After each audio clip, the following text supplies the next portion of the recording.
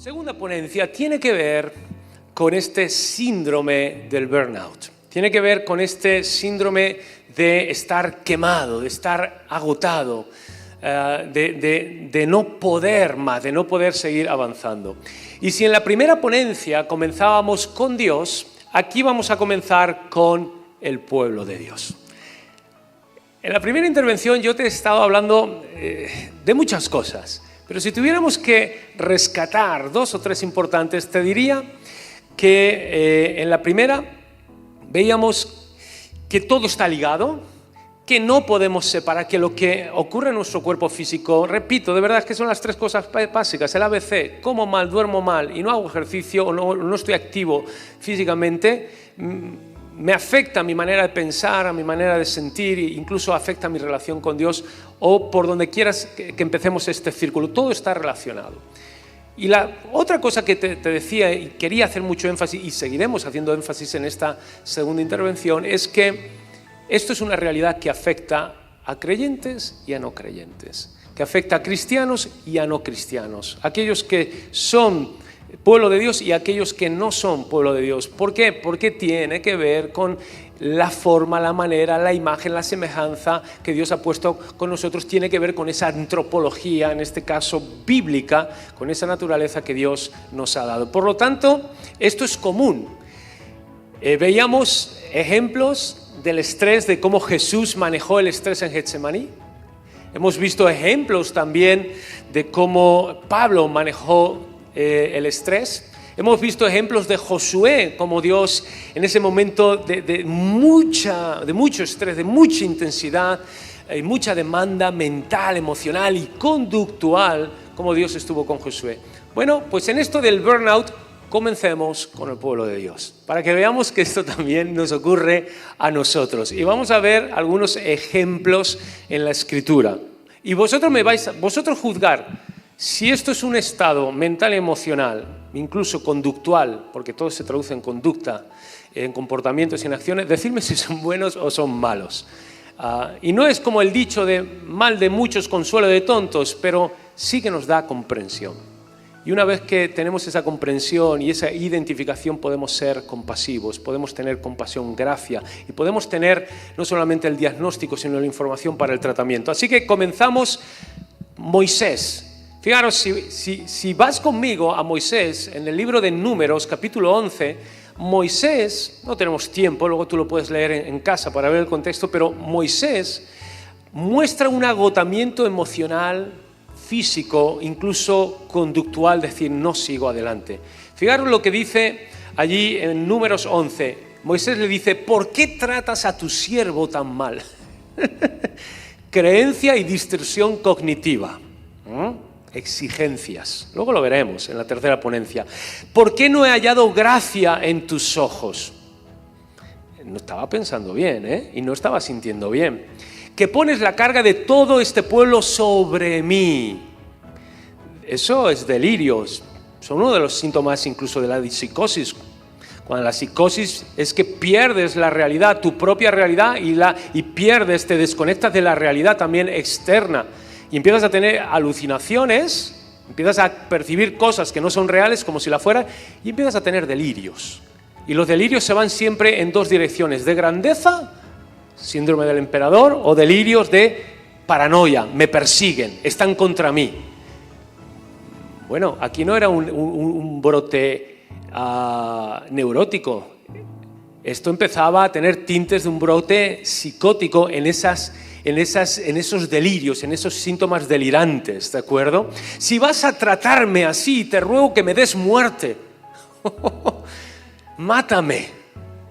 Si he hallado gracia a tus ojos, no me dejes ver mi aflicción. Señor, si me amas, mátame. Estaba muy mal Moisés. Y es Moisés.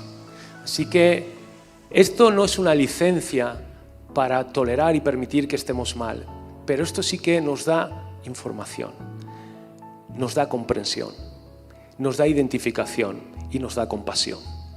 Y Moisés ni terminó alejado de Dios, ni terminó suicidándose, ni Dios terminó matándolo. Salió adelante, ¿de acuerdo? Y es lo que vamos a estar viendo en esta ponencia. Pero no solamente es Moisés. Ve conmigo, Elías, en Primera de Reyes, capítulo 19, versículo 4, muestra un desaliento y una desesperanza, y él se fue por el desierto. Venía de una victoria, cuidado con las victorias, porque igual que viene esa subida, después viene siempre ese bajón. Pero es que es un bajón fisiológico, es que es un bajón hormonal, es que es un bajón mental, es que es un bajón emocional, es que es un bajón también, que todo eso afecta a nuestra vida espiritual. ¿Por qué? Y son estadísticas. ¿Por qué después de una gran victoria de un cristiano, de una cristiana, de un hijo o una hija de Dios, después de un gran triunfo espiritual, siempre suele aparecer un gran pecado inmediatamente después? Es por esto, es por esto. Así que cuidado, tenemos que estar alertas, porque cuando estamos en el monte de la gloria, en la transfiguración y viendo a Jesús, es cuando más alerta debemos estar, porque inmediatamente va a venir, es que va a venir, lo quieras o no, va a venir. Va a venir un bajón, repito, fisiológico, mental, emocional, que eso te va a hacer vulnerable en el área espiritual. Cuidado. Así que Elías se fue por el desierto después de haber matado a todos los profetas de Baal, un día de camino, y vino y se sentó debajo de un enebro, deseando ¿qué? Pero si venía de matar, ahora se quiere matar él. ¿Pero cómo es esto? Si venía de ver la gloria, el fuego de Dios, y ahora se quiere morir. Y dijo, basta ya, oh Jehová, lo mismo, quítame la vida, o sea, mátame, pues no soy yo mejor que mis padres. No andaba bien Elías. Ahora Jonás, ve conmigo a Jonás, después de predicar en Nínive y ver que la ciudad se arrepintió, pues ya sabes, mostró su frustración, desilusión y evasión, se sentó fuera de la ciudad con el deseo de morir. Dice Jonás 4:8, es mejor para mí morir que vivir. Y no lo estaba diciendo como el apóstol Pablo, para mí el vivir es Cristo y el morir es ganancia. No, él está diciendo, me quiero morir, me quiero suicidar y quítame tú la vida. Es gente que estaba agotada.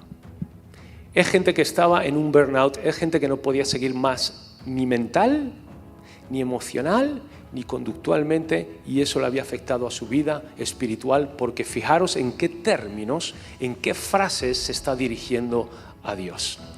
Por eso aquellos que piensan que si yo no duermo bien, no como bien y no hago ejercicio, eso no afecta a mi espíritu, se equivocan. Se equivocan. Si lo dicen, mienten, se engañan a sí mismos y engañan a los demás. Y aquellos que dicen que si yo pienso de una manera o siento de una manera, eso no afecta a mi cuerpo físico, se equivocan. Y los que piensan que si no cuidamos bien a nuestra mente, a nuestra parte psicológica y a nuestra parte también fisiológica, eso no afecta a nuestra comunión con Dios, se equivocan, porque somos un uno, indivisibles, ya lo he explicado en la primera. Así que, bueno, seguimos un poquito más adelante. Vemos a Pablo también en 2 de Corintios, capítulo 1. Dice, porque no queremos, hermanos, que ignoréis acerca de nuestra tribulación, que nos sobrevino en Asia, que fuimos sobremanera cargados, estrés, más allá de nuestras fuerzas, agotamiento. De tal manera que desesperábamos, desesperanza, no lo mismo desesperación que desesperanza. Desesperanza es lo mismo que el estrés a la ansiedad, la desesperanza ya es un estado. Desesperación es algo puntual, concreto, temporal, muy objetivo. La desesperanza ya es un estado muy tóxico, muy negativo.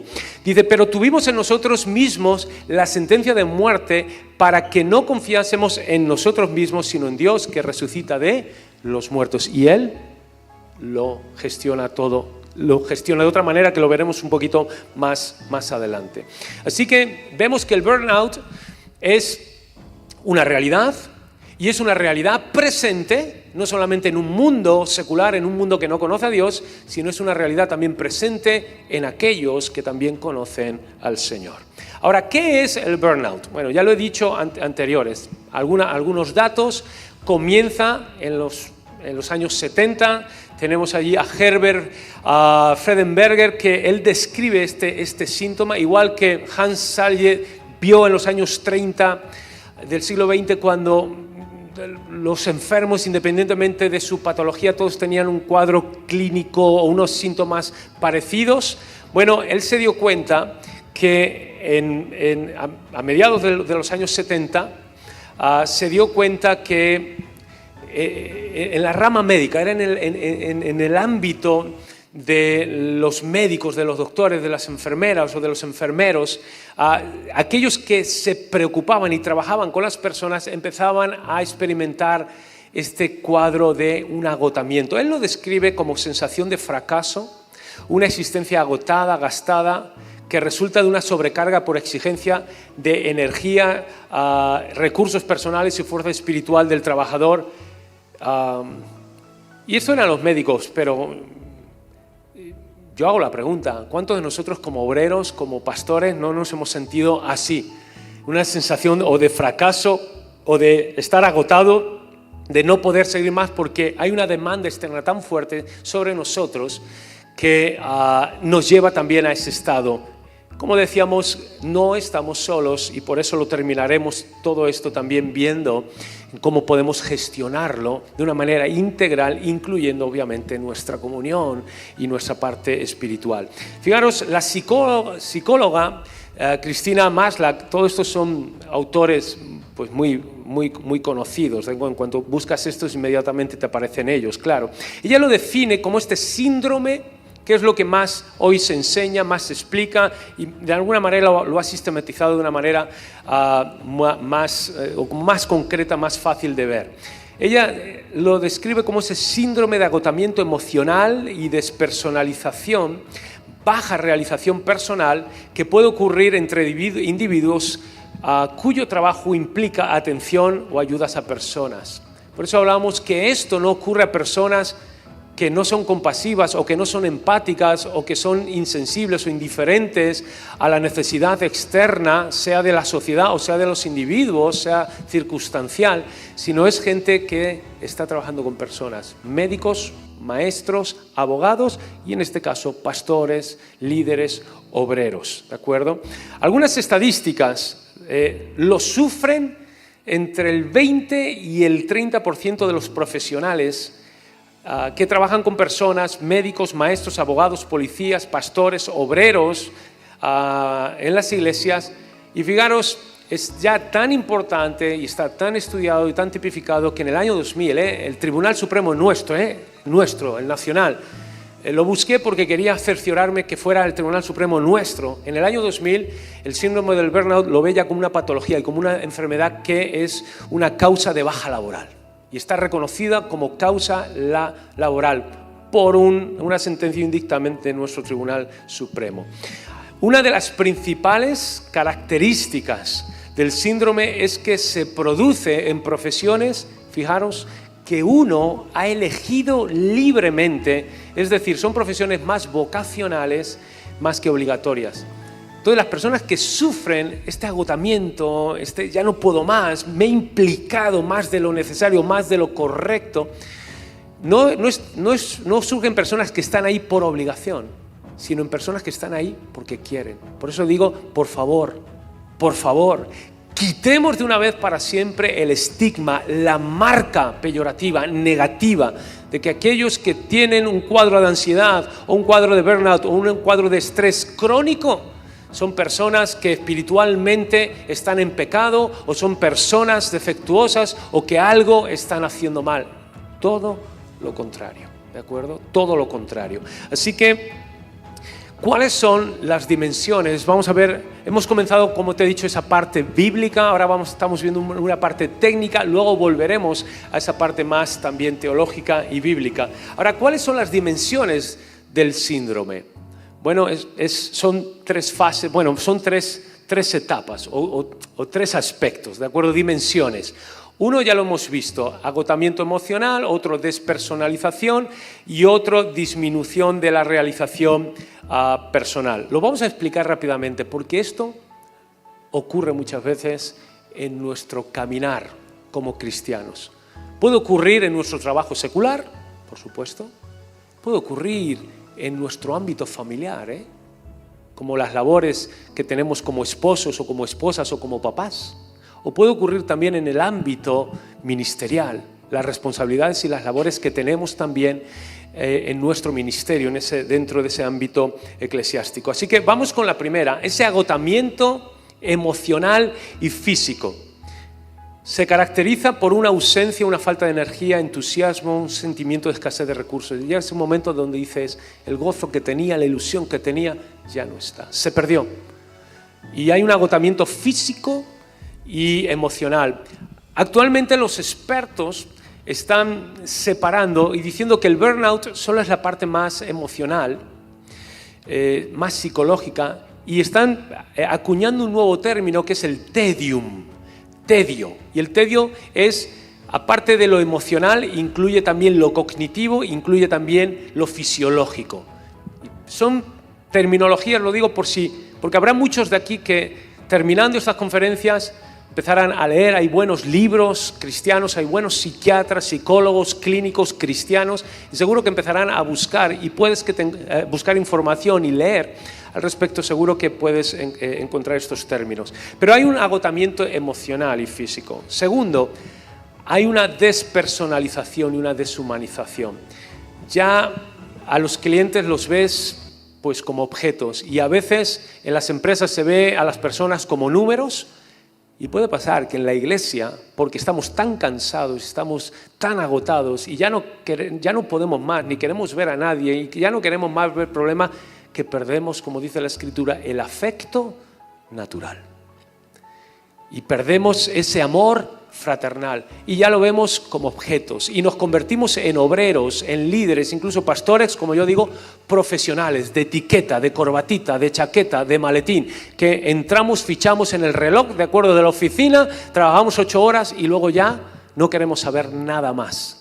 Y empezamos a ver a la iglesia como números, como proyectos, empezamos a ver a la gente ya no como personas, sino con problemas, que simplemente que son añadidos, ¿de acuerdo? Empieza a haber una despersonalización, deshumanización. Empezamos, para nosotros justificarnos, empezamos a ser cínicos. Y el cinismo es, empiezas a juzgar y empiezas a dudar de las intenciones, de las palabras y de las conductas de la gente, y empiezas a decir, no, esto lo están haciendo por esto.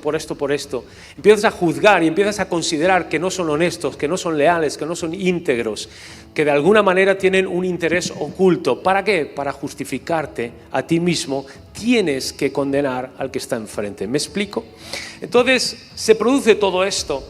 Y si esto sigue avanzando, al final hay una disminución de la realización personal de uno mismo, ¿de acuerdo? Se caracteriza por decir, todo esto es porque yo soy malo, es porque yo lo estoy haciendo mal, hay una insatisfacción, ya no quieres estar ahí, quieres buscar, quieres irte, viene la evasión. Por eso una preocupación no gestionada correctamente y no zanjada, la preocupación te lleva a la frustración. Y una preocupación crónica hace que la persona empiece a vivir en frustración. Y una frustración que no se resuelve y que no se gestiona bien, hace que esa frustración, cuando se vuelve crónica, empieces a vivir en una depresión. Estás ya deprimido, ya estás ahí hundido. Y cuando la depresión no se resuelve, eso te lleva a la evasión. Lo que quieres es evadirte. Y ahí tristemente entra el suicidio. Se evaden por medio del suicidio. Ahí tristemente entra el alcohol. Se evaden a través de la bebida, las drogas, estas sustancias. O entran y se evaden y entran otras relaciones, ¿de acuerdo? A veces extramaritales, y empiezan a evadirse, ¿de acuerdo? Por todo este asunto. Así que cuidado con esto, porque este agotamiento tiene que ver con la organización. Se cansan del lugar donde están trabajando, se cansan de los compañeros, de la gente con la que están trabajando y finalmente se cansan de uno mismo. ¿Cuáles son las fases? Las vamos a ver. Las fases del burnout las vamos a ver. Ya las hemos comentado, no tomaremos mucho más tiempo, pero las fases del burnout, digamos que son 4. Empiezas con un idealismo, con unas ganas, continúas con una etapa de estancamiento, continúa eso con una etapa de apatía y al final de distanciamiento. Ahora, ¿por qué estamos diciendo todo esto? Ahora las voy a explicar una a una. Pero ¿por qué estamos diciendo todo esto? Para tener información. La información nos puede dar el diagnóstico. La información nos puede dar, saber en qué fase, en qué momento nos encontramos. La información nos puede ayudar a saber qué es lo que estamos buscando, a identificar esas alarmas, esas luces rojas, esa sintomatología que no es correcta, que no es sana. Para que una vez que tenemos la información, el diagnóstico, podamos gestionarlo de una manera diferente, cambiar y podamos aportar un tratamiento. Y fijaros, hay personas que en la iglesia o en la casa o en el trabajo comenzaron la primera, en esa etapa de idealismo, de entusiasmo. Yo creo que todos arrancamos así, ¿sí o no? Un alto nivel de energía y yo me como el mundo y voy a llegar a ser el presidente de la compañía y voy a ser el pastor o voy a ser aquí en este ministerio. Empezamos con un alto nivel de energía. Las expectativas son altísimas, poco realistas, ¿de acuerdo? Tanto propias de lo que voy a hacer, de lo que voy a lograr, de tus propios recursos. A veces pensamos mucho más de lo que realmente somos. Las expectativas de lo que la iglesia, la organización, incluso la familia, ¿no? O la paternidad te va a aportar. No, yo cuando sea padre, no, yo cuando me case, no, yo cuando tenga esta casa, no, yo cuando tenga este ministerio. Son irreales todo esto, ¿de acuerdo?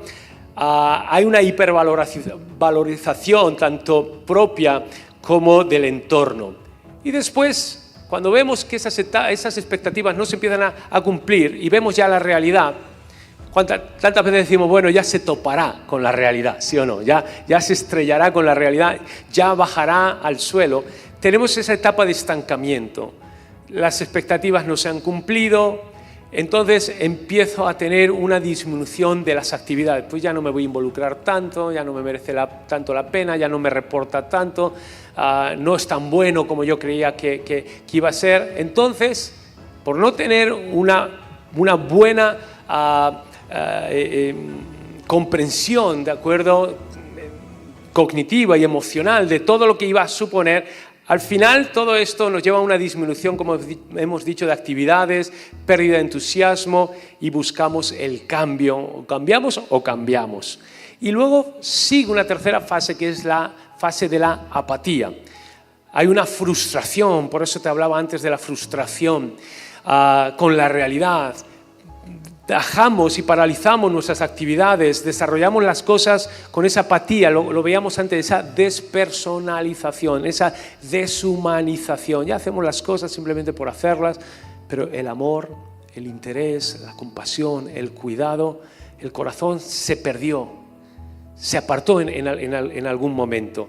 Y entramos en esa fase muy, muy apática que si no se resuelve, terminamos en esta etapa de distanciamiento, ¿de acuerdo? Esos problemas, lo hemos estado viendo, problemas con tu manera de sentir, cómo te sientes, problemas de conducta, de hábitos, empieza el absentismo laboral, empiezas a evitar a los compañeros. Es el monstruo, es el demonio del rechazo.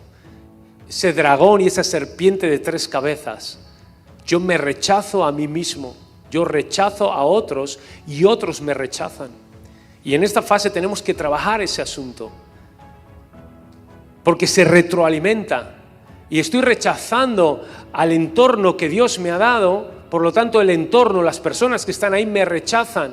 Y entonces si las personas me rechazan es porque algo malo habrá en mí, algo malo, la gente no me ama, no me quiere, es porque no soy lo suficientemente bueno y yo me autorrechazo. Y al yo rechazarme, los rechazo a ellos. Y como yo los rechazo a ellos, ellos me rechazan a mí y eso se va retroalimentando y nos lleva a un agotamiento. Y todo esto lo debemos identificar. Si estamos en la fase inicial, ser realista. Si estamos en esas fases medias, hay que ser constantes, ¿de acuerdo? No hay que perder el corazón para no caer en la apatía o en la despersonalización y mucho menos en el distanciamiento, que es lo que veíamos también anteriormente. Ahora, ¿cuáles son las causas del burnout? Vamos a ver algunas de las causas del burnout. Factores que propician este agotamiento, bueno, lo tenéis ahí. A veces tú dices, pero ¿por qué yo termino tan cansado? ¿Por qué he terminado agotado mental y físicamente? Si estoy sirviendo al Señor, si estoy en la iglesia, si estoy sirviendo a mi casa, a mi familia, a mi esposa, a mis hijos, si estoy sirviendo, trabajando en la escuela o en el trabajo, en la oficina. ¿Por qué termino tan sumamente agotado física y mentalmente? Uno, por la naturaleza de la tarea. Porque la tarea es tan grande, o es tan complicada, que nos sobrepasa. Y necesitamos sofroneo, que en griego quiere decir, o en español, es la palabra en griego para el español, cordura. Medirnos, ser realistas, no tener una mayor imagen de nosotros que la que deberíamos tener.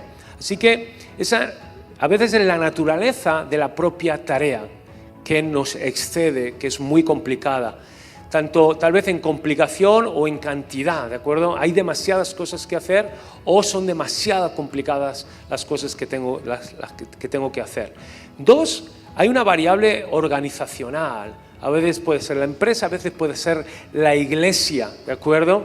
En la que no se nos están dando los recursos, no se nos están dando los medios. Se nos piden muchas cosas, pero no nos dan las herramientas. Eso agota. Y eso puede ocurrir en la iglesia. Nosotros como líderes, como pastores, como obreros, si vamos a demandar algo, tenemos que proveer. La gente no va a hacer algo que no sabe que lo tiene que hacer, eso es información. Pero la gente tampoco hará algo que no sabe cómo hacerlo, eso es capacitación. Y la gente tampoco hará algo si no sabe por qué tiene que hacerlo, eso es motivación. Y nosotros tenemos que dar la información, la capacitación y la motivación. ¿Qué se hace? ¿Cómo se hace? ¿Y por qué se hace? ¿En la iglesia o en el trabajo? ¿O en la casa o en la familia? Si no se hace eso, nos agota y tiramos la toalla. Tercero, hay una variable interpersonal, la familia, los amigos. Cuando cualquiera que profundice un poquito más en lo que es la gestión de las emociones, la inteligencia emocional, vemos que las relaciones con las personas, antes lo hablábamos, antes de iniciar la emisión, las relaciones, esa capacidad de tener amistades, ese sentimiento de apego, de pertenencia, de una familia, de una iglesia, de un trabajo, es vital. Y cuando hay problemas en esas relaciones, eso nos desgasta. Y a veces, ¿por qué no queremos seguir en el ministerio? No es por Dios. Ni siquiera es por el trabajo, ni por la carga. Y ni siquiera es porque no estemos comiendo bien o durmiendo bien. Es por los problemas que tenemos con la gente, que nos sacan y que nos hacen tirar la toalla. Así que eso es una de las principales razones también de por qué llegamos a ese agotamiento.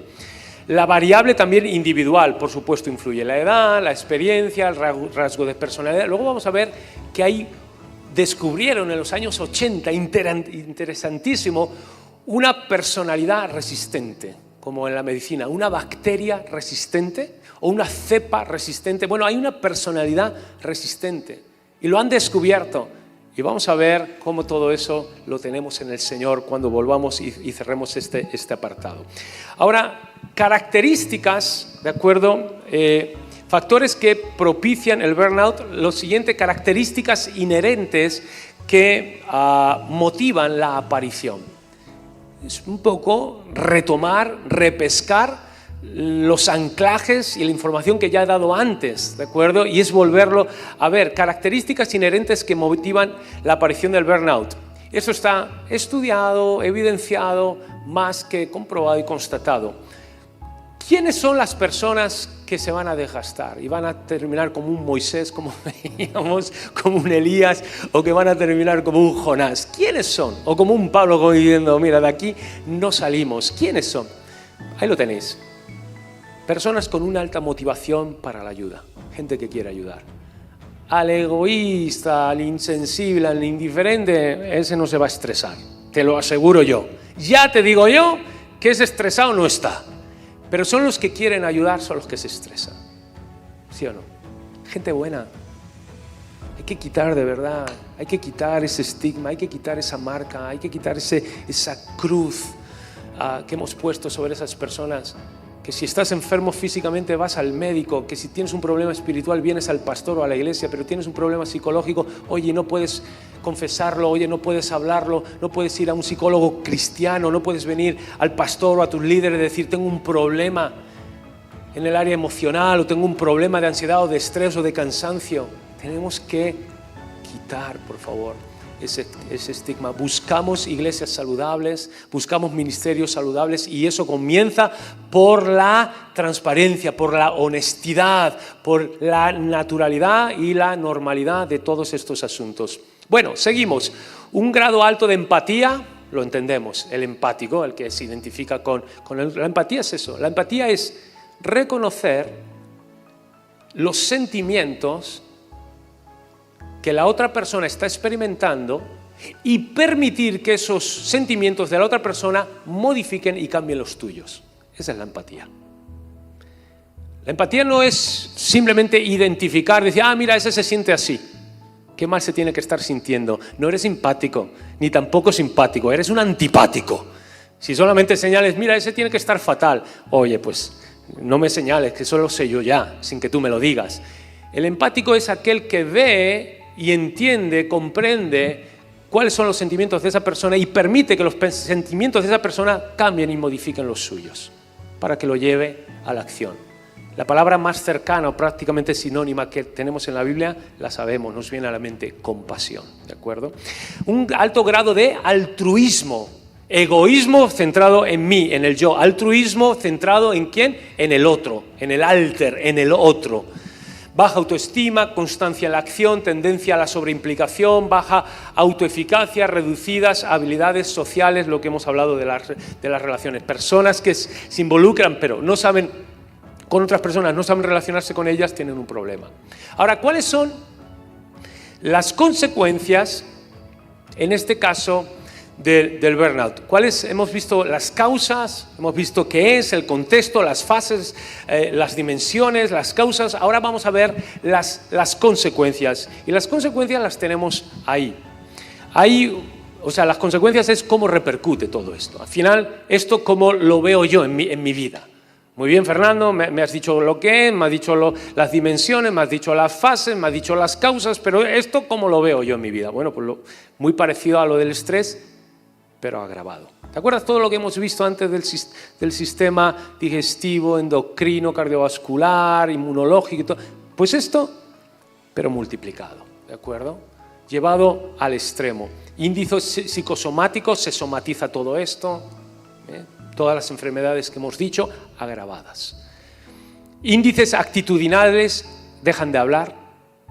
¿Te das cuenta de esas personas que ya dejaron de hablar? En la iglesia dejaron de hablar, te acercas y dices no quiero, ya no quiero hablar, rechazo, dejan de hablar. Cinismo, siempre juzgan las intenciones y las acciones de los demás como algo malas. Apatía, hostilidad, suspicacia. En los índices conductuales tenemos ahí agresividad o pasividad. En lugar de ser asertivos se vuelven o agresivos o pasivos.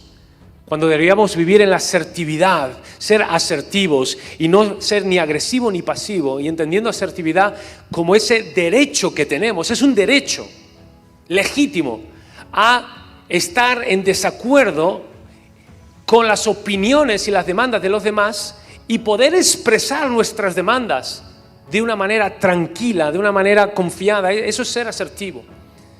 Y cuando alguien te obliga o te dice algo y te lleva a la contraria, no seas pasivo, tampoco seas agresivo, sea asertivo y decir, mira, no estoy de acuerdo. Y así se lo dice, pues mira, no lo voy a hacer. No estoy de acuerdo por esto. Índices emocionales, sentimientos de soledad, alienación, viene de alien, de extranjero, se sienten desconectados. Es que ya no siento mi iglesia, ya no siento que es mi familia, ya no siento en mi matrimonio, ya no siento mi trabajo. Se sienten totalmente desconectados. Cuidado porque eso ya pasa de la neurosis, empieza a pasar más a la psicosis. Impotencia o omnipotencia. Impotencia, no puedo, delirios, ¿recordáis? Paranoia, me persiguen, me buscan, me amenazan. Delirios de grandeza, en este caso de grandiosidad, omnipotencia, narcisismo, todo esto son brotes, ¿de acuerdo? Bueno, es el trastorno de la esquizofrenia, se manifiesta o alucinaciones, ves cosas como reales que no son reales, o en estos delirios, ¿de acuerdo? Narcisistas, de grandeza, o paranoicos, ¿de acuerdo? En los que te vuelves súper también agresivo y te vuelves muy homicida, te vuelves muy tóxico. Así que cuidado con todas estas cosas, son consecuencias, ¿de acuerdo? Son síntomas que los podemos ver. Y luego índices estructurales. ¿Y a qué nos referimos? Los especialistas lo dicen, y ahora que en estos meses y años que lo he estado viendo y leyendo y estudiando, te lo dicen una y otra vez, el burnout es contagioso. Esta actitud de juicio, de sarcasmo, de cinismo, de queja, de apatía, se contagia rápidamente y cuando menos te das cuenta ha invadido, puede ser la iglesia, puede ser un grupo, puede ser un ministerio, puede ser un trabajo, puede ser la familia, es contagioso. A través de las relaciones, es extremadamente contagioso. Así que hay también índices estructurales que, de acuerdo, que tenemos que también identificar y tener esa alarma o esa luz. Ahora, ¿cuál es la diferencia, seguimos avanzando, entre el estrés y el burnout? Bueno, la diferencia la vemos. Vemos otra definición del estrés de la Organización Mundial de la Salud. Define el estrés como el conjunto de reacciones fisiológicas, ya lo hemos visto, que prepara el organismo para la acción. Ya lo he explicado mucho. El eustrés, lo hemos visto, el bueno se convierte en malo, en distrés, cuando el trabajo, la falta de descanso, esos problemas relacionales, interpersonales, actúan de manera intensa, continua, prolongada en una persona. El burnout simplemente es la expresión, es el final de ese caminito. Es la desembocadura de ese río, ¿de acuerdo? Es donde el mar a donde ese río del estrés crónico va a parar. Así que cuidado en ese asunto. Seguimos viendo más acerca de la diferencia entre el estrés y el burnout. El estrés, fijaros, porque esto lo vamos a entender. El estrés es más fisiológico. ¿Recuerdas? Tienes una amenaza, tienes un reto, el pastor te dice 5 minutos antes de empezar la reunión, tienes que predicar. ¿De acuerdo? Tienes ahí un reto, un desafío, y el estrés lo que provoca es esa respuesta, esa adrenalina, ¿vale? Para huir o para enfrentarte. La parte fisiológica. El burnout es la parte más mental y emocional. Por eso lo tenéis ahí. El estrés es una sobreimplicación en los problemas. Cuando tú ya estás quemado, dejaste de implicarte. Entonces, si estás sobreimplicándote demasiado en los problemas de la gente, en la casa, en la familia, en el ministerio o donde sea, estás en un estrés que tienes que cuidar. Ahora, si ya has llegado al punto de que eres indiferente y te da igual, ya no estás estresado, estás quemado. Y eso es peor, y eso es más grave. Y hay que parar inmediatamente, parar, pero parar en seco. O sea, parar y reposar. Hiperactividad emocional es el estrés. El burnout es un bloqueo emocional. Estás estresado, los has visto, yo les llamo pelotas rebotinas. Pium, pium, pium, pium, pium. No paran, para arriba, para abajo, te vuelven locos. Están estresados. Chico, tranquilo, no me estreses. El quemado es el que ya tiene ahí un bloqueo. Lo que hemos dicho, distanciamiento, despersonalización, deshumanización, ¿de acuerdo? Apatía. El estrés es un daño fisiológico primario, todo lo que hemos visto antes, cardiovascular, endocrino, inmunológico. El burnout es un daño cognitivo-emocional. Necesitas las famosas TCC, esas terapias cognitivos conductuales, empezar a cambiar y a reconducir, reprogramar la manera en la que te conduces, la manera en la que piensas, la manera en la que sientes. El estrés es un agotamiento físico, el burnout es un agotamiento psicológico. El estrés es la depresión, es una reacción para preservar tu energía física. Cuando estás muy estresado, de repente te viene el bajonazo y ¡ay, qué mal me siento! ¡Ay, qué tan mal me siento! Pues da gracias a Dios que te sientes mal porque eso te ayuda a parar, a reposar y a recobrar energía. El burnout, la depresión, no es una respuesta ya fisiológica al cansancio físico, la depresión es un estado del cual ya ni puedes salir a una cuestión más, ¿de acuerdo?, de pérdida de ideales o de metas, la desesperanza.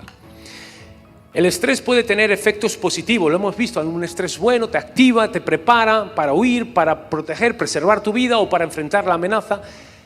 El burnout solamente tiene aspectos negativos. Tú preguntas, ¿no hay nada bueno en el burnout? No, no hay nada bueno en el burnout, ¿de acuerdo? y es muy grave. Ahora, te he hablado antes de la personalidad, darme un segundo, de la personalidad persistente, ¿sí o no? Bueno, se dieron cuenta, analizando y haciendo los estudios de campo, que había ciertas personas que parecían inmunes, parecía que estaban vacunadas de nacimiento, eran inmunes a este agotamiento, por más que las cargaba, por más que las estresaba, pero chicos, estos que son marcianos, son extraterrestres, ¿quiénes son? ¿De dónde han salido? Bueno, hay una personalidad persistente y empezaron a estudiar esos rasgos. Esto es un estudio secular en los años 80 y lo tenemos, la personalidad, existe una personalidad resistente que inhibe los efectos del estrés. Ahora, ¿queremos tener una personalidad resistente? ¿Estar vacunados? Fijaros, número 1 era el compromiso. Eran personas comprometidas. Es decir, tienen la tendencia a creer en la verdad. Se comprometen con la verdad, con el objetivo. No lo que sienten, ni lo que se imaginan, ni lo que otra gente... No, un compromiso con la verdad y a implicarse en situaciones de su vida. Gente comprometida, gente responsable, que se compromete con la verdad y la realidad de su vida y hacer cambios. Número 2, eran retos. Tendencia a interpretar el cambio como una oportunidad y no como una amenaza. Hay gente que le haces un cambio, oye, esto está más que estudiado. Sería una ponencia entera a cómo gestionar el cambio. Se podría dar, lo dejamos ahí, por si se quiere dar, lo dejamos ahí como, lo lanzamos como cebo y ponerlo en los comentarios. ¿Cómo gestionar los cambios? A nivel personal, incluso a nivel organizacional.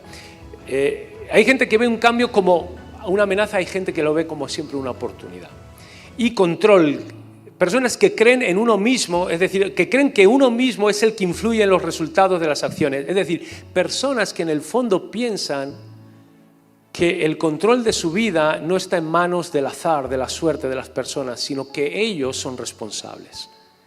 Y cuando veíamos estas personas comprometidas, que veían los cambios como un reto, una oportunidad y entendían su responsabilidad, manejaban muy bien, nunca llegan a esos estados de burnout. Lo vemos rápidamente cada uno, aunque ya lo he explicado. Esta personalidad resistente, número 1, compromiso. Pero yo quiero decir que en Cristo, ¿de acuerdo? En Cristo tenemos, en Dios, decía antes, no estamos solos, y ya vamos a la parte más bíblica, lo vamos a aterrizar, una parte más teológica, bíblica. No estamos solos. Dios es nuestro creador, Dios es nuestro ayudador. Y en Cristo está esa personalidad persistente. En Cristo, fijaros, aparece el compromiso. Cristo es nuestra verdad. Y estamos mutuamente comprometidos. ¿A qué me refiero con mutuamente comprometidos? Que yo estoy comprometido con Cristo, pero Cristo está comprometido conmigo. Y muchos interpretan la verdad de alguien a través de los frutos de esa persona, ¿sí o no? Y nosotros vendríamos a ser la verdad de Dios porque somos el fruto de Dios. Y Dios está comprometido con su fruto, con su obra, con su propia verdad, con la realidad del Evangelio y la realidad de la obra de Dios en nuestras propias vidas. Así que nosotros estamos comprometidos mutuamente, yo con Dios, Dios conmigo. Romanos 8, todas las cosas ayudan para bien. ¿Quién nos podrá separar del amor de Dios? Antes bien, en todas estas cosas somos más que vencedores. Reto, oportunidad en Cristo.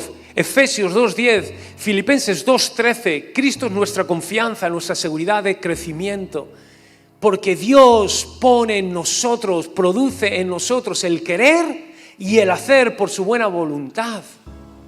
Todos los cambios, todo lo que ocurre en nuestras vidas no es por el azar, son oportunidades para seguir creciendo y Dios pone de hecho y produce en nosotros ese querer y ese hacer por su buena voluntad.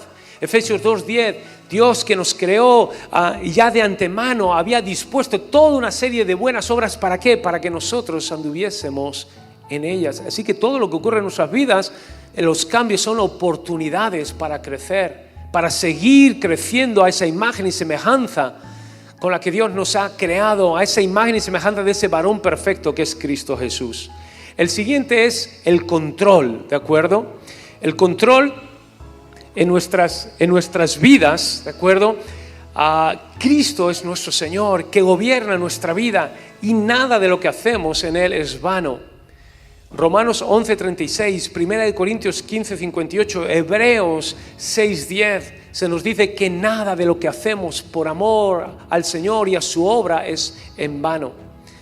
Todo lo que hacemos tiene una razón de ser. Todo lo que hacemos, nada es en vano, nada es en estéril. Lo que hacemos tiene su repercusión y tenemos allí todos estos versículos que apoyan esa línea, repito, de que podemos vivir en ese compromiso, podemos vivir en ese crecimiento a través del cambio, podemos vivir en ese control sabiendo que Dios es nuestro Señor, por supuesto, nos dicen Romanos, porque de Él, por Él y para Él son todas las cosas, y ahí estamos bajo el control y el gobierno de nuestro Señor Jesucristo, nada se escapa a su control, y al mismo tiempo todo lo que hacemos, Dios también lo ve y merece la pena. Ahora, vamos a ver algunas cosas que Cristo nos enseña para cerrar este bloque. Cristo nos enseña a establecer límites. ¿Cristo se pudo haber desgastado? Sí. ¿Lo hizo? No. ¿Cristo se enfrentó a situaciones de desgaste crónico? Sí. ¿Cayó en el burnout? No. ¿Cristo ha vivido y ha sido tentado y ha experimentado todo lo que tú y yo experimentamos? Sí. ¿Ha caído o ha perdido o ha fracasado en alguna de ellas? No. Así que ejemplo tenemos. Cristo nos enseña a establecer límites. Mateo 5:37, sea vuestro hablar ¿qué? Sí, sí, no, no, porque lo que es más de esto, de mal procede. Pon límites, sí, no, ya está. A veces habrá que decir sí, a veces habrá que decir que no. Y hay que ser valiente para decir a veces sí, comprometerte a algo, o hay que ser valiente para decir no, porque no te conviene, porque no agrada al Señor y hay que decir no. Porque si no dices no, luego te ves involucrado en una situación que te echas las manos a la cabeza diciendo ¿cómo narices terminé yo aquí o con esta gente o en esta situación? Porque no pusimos límite y provoca todo un agotamiento. A veces ministerial, Vas diciendo sí a todo y tú dices, pero ¿dónde voy? Cristo nos enseña a poner límites para no caer en ese agotamiento. Ahora, Cristo nos enseña el valor de nuestra obra y conducta por más difícil y agotadora que sea o no reconocida que pueda resultar. Fijaros, Marcos 10:45, porque el Hijo del Hombre no vino para ser servido, sino para servir y para dar su vida en rescate por muchos. ¿Era agradable dar su vida en rescate por muchos? Pues no. Y Jesús no fue cantando ni bailando a la cruz, fue agonizando y sudando sangre a la cruz, sangrando literalmente. ¿Fue agradable? No, no lo hizo.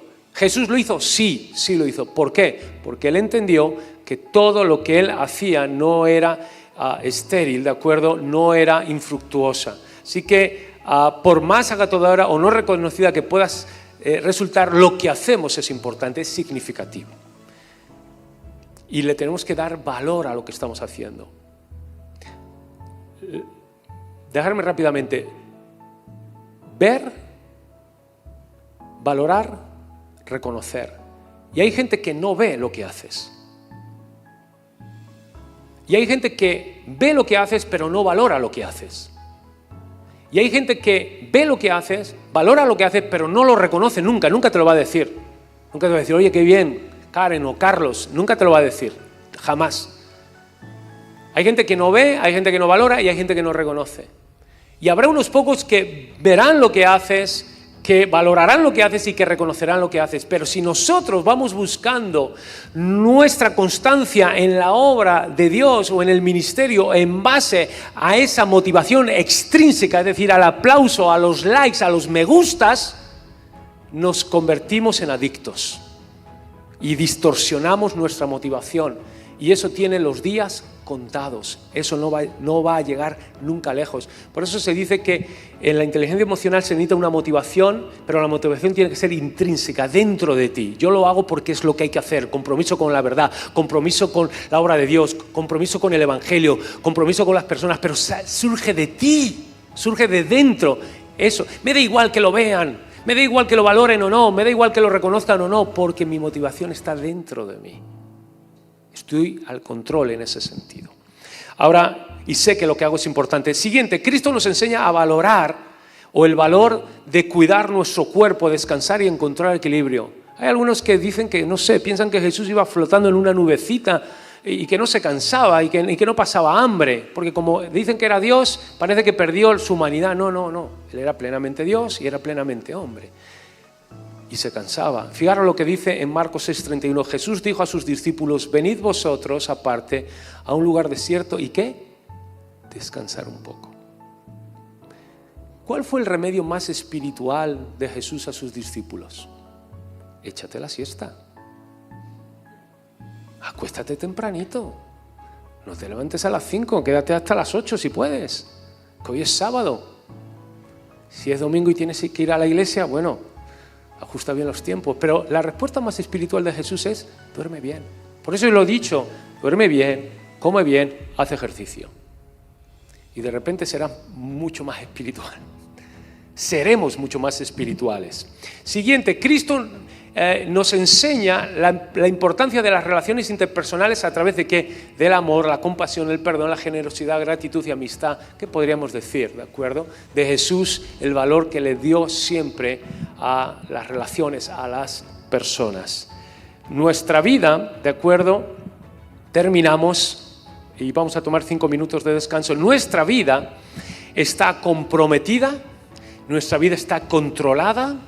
Nuestra vida está dentro de ese reto, desafío, oportunidad para crecer y desarrollarnos conforme a la buena, agradable y perfecta voluntad de Dios. Y esto son pinceladas y una panorámica general, pero que nos ayuda a entender desde un punto de vista teológico, psicológico, fisiológico y también bíblico, escritural, muchos principios que podemos empezar a aplicar en nuestras vidas para tener esa personalidad, carácter, como veíamos, resistente, que eso justamente lo tenemos en Dios. ¿Por qué? Porque Él es nuestro creador y Él es nuestro sustentador, Él es nuestro hacedor, Él es nuestro alfa y omega. Así que somos por Él, somos para Él y es en Él en el que también nos desarrollamos y nos fortalecemos y somos preservados.